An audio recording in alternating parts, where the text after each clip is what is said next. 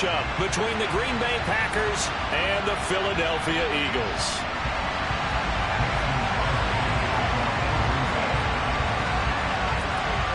The final playoff push is upon us. It's Week 12 of the NFL season, and we're underway on EA Sports. And we will not get a run back here to start. It's a touchback, and it will come out to the 25.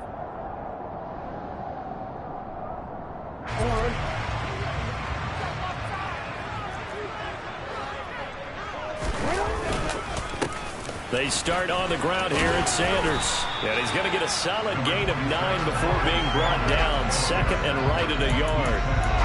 So, Charles, you talk about this offense, how well they played. I mean, the defense, too, really. But they're sitting at 10-0 now on the year.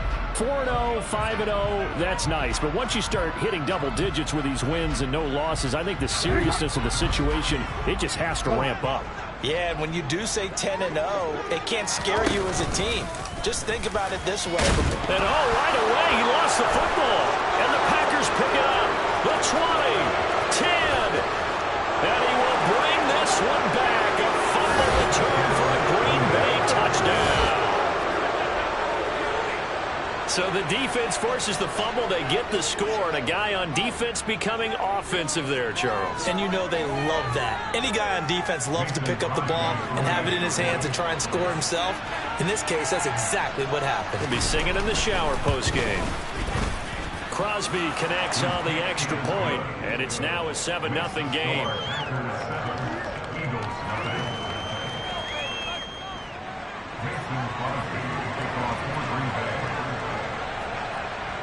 So here's the kickoff now as they'll get it again following that fumble return for a score. This fielded right at the goal line. And he takes this near the 25. Just a little pass there. Call it the 26.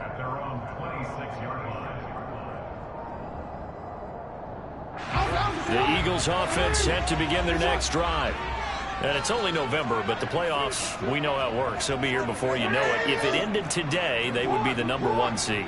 And that's a great spot to be in, but I love the phrase, if it ended today. And I'll guarantee you, that's what they've discussed in their locker room, in their meeting rooms. Yeah, we know where we'd be if it ended today, but we also know it's not ending today. Right. So they've got to continue to play the type of ball that put them in the spot where they're #1 in their conference. The run got 4. Now they deal with a 2nd and 6. They'll go again with Sanders. And some room to maneuver. And they get him down, but not before he takes it across the 40-yard line. 12 yards is the pickup. Good for an Eagle first down. He was well over 100 yards last week. He told us this week, a little ambitious, said he wants to hit that 200 mark. We'll see. Makes sense, though, doesn't it? Have we ever run into a running back that had a great game the week before that didn't think that's just going to naturally continue? Just make sure you feed me the football. And that's what they're all about. Continuity, rhythm, number of carries. Just keep giving it to them.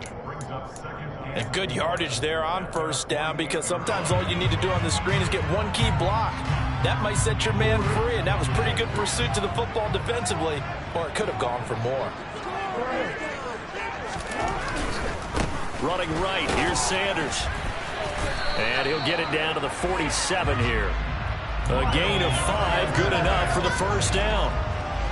Well, they're making an effort to get the ground game going tonight. So far, it's working. I like what we're seeing from the offensive line. They seem to have the leverage going, and they're controlling things and reestablishing the line of scrimmage, moving that defensive front backwards. I also like what the runner's giving us, too. It appears that he's been waiting all day long to get out here and take off. This defense for the Packers, they were terrific in the win over Tennessee a week ago. Yeah, they held them to just 7 points, and if you rewatch the game tape, and I did multiple times, it was amazing to me that the other guys even got 7. They were absolutely dominating on that side of the football. And he gets it down to the 32. That one a first down pickup of 8. Usually we see runs like this as the defense breaks down later in the game, but this guy is setting the tone early, running through all types of tackles and putting the defense back on its heels.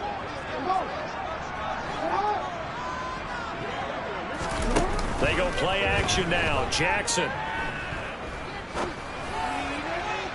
And And he rifles one incomplete.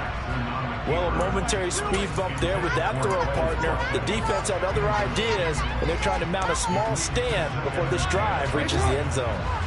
Here's 2nd and 10 now from about the 32.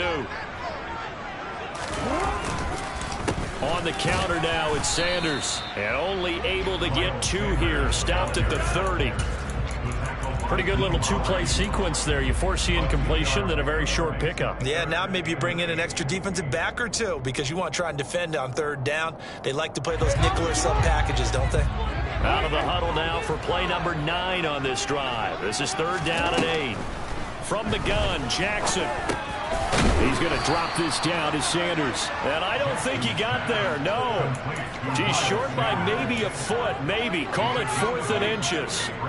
Well, it looks like they got what they wanted. They got the completion, but they weren't able to break any tackles or gain nearly enough yardage to pick up the 1st down. Now to be 4th and short. Jackson will keep it. And they will touch him down, but not before he gets the 1st. They only got a couple, but a couple's all that they needed as they convert on 4th. But when you do call quarterback sneak, you don't mind if your quarterback's a little bit on the vertically challenged side, do you? Because he's just going to hide behind his big guys up front and be able to surge forward and pick up the 1st down. So this offense able to convert on 4th, and now a fresh set of downs here, 1st and 10. And he's only going to get a yard from the 20 to the 19. He's had success on this drive, but not on this play. Finally, they bowed up defensively. I think they were determined not to let him take it pretty much all the way down the field. Yeah, it looks like they handled their run responsibilities correctly this time. What we call them run fits, everyone was in the right place.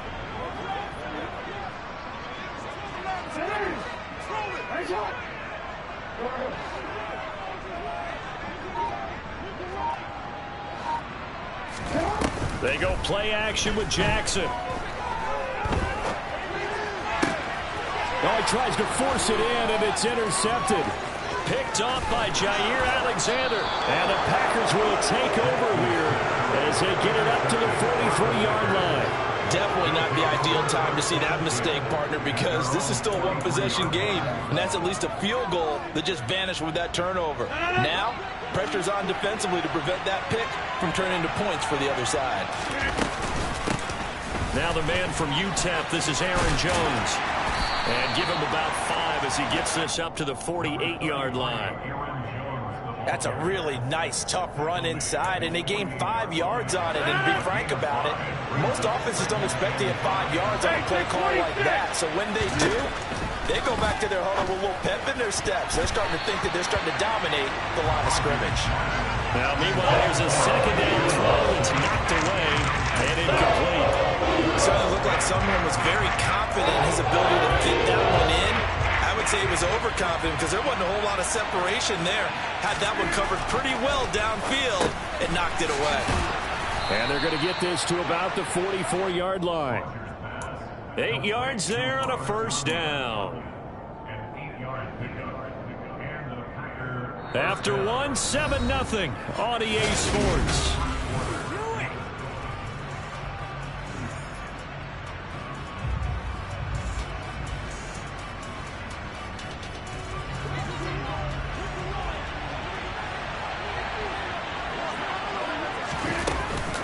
Now a 1st down carry by Jones. Oh, he's got a little daylight. 23 yards on the pickup there and a 1st. Even from up here in the booth, the play-by-play guy could tell that there was some pretty good blocking on the right side of the line. Well, you have good eyes, and it's almost like a ballet when it's executed that well. Everyone in the right spot, everyone in sync, everyone hitting the perfect notes. A little more percussion and a lot more bass, I would think, than you get your normal ballet. But at the same time, touchdown! Sammy Watkins, his 11th touchdown on the year. And the Packers have taken a 2-touchdown lead now.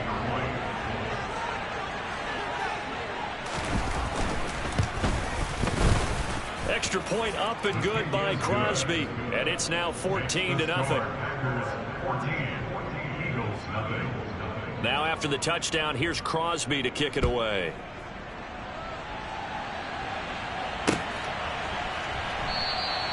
And this will not be returned. It'll come out to the 25.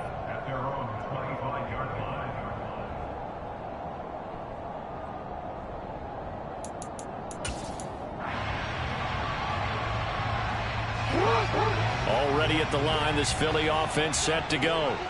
As the offense comes out here, Charles, remember they threw the interception last time out, but they were moving the football down the field. Looked like they were going to have a sustained drive that ended in points, but then the pick ensued. And because of that, there's no way you can call the last drive a success. Yes, there are things to build on because they found some play calls that work. Now, they've got to build another drive and find a way to avoid the turnover that plagued it on the last one. They try to throw on second down, but this one is incomplete. Fair to say, hasn't been his best game throwing the football, but also not getting a lot of help out there either. Yeah, you nailed it pretty well, you know. He's got to throw it better. Got to get more help. Obviously, one that should have been caught.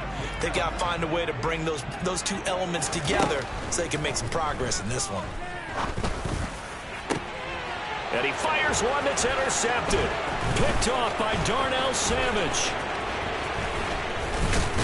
And a huge return as he'll take this one all the way down inside the 30-yard line.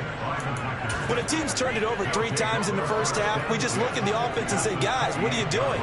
But instead, we really should be looking at the defense. They've created the takeaways. 2 interceptions, 1 caused fumble. They played awfully well swarming to the ball here in the first half. And this will leave him a yard short. Nice pickup of 9 yards on first down. And there we saw one of the downsides of blitzing during a rundown because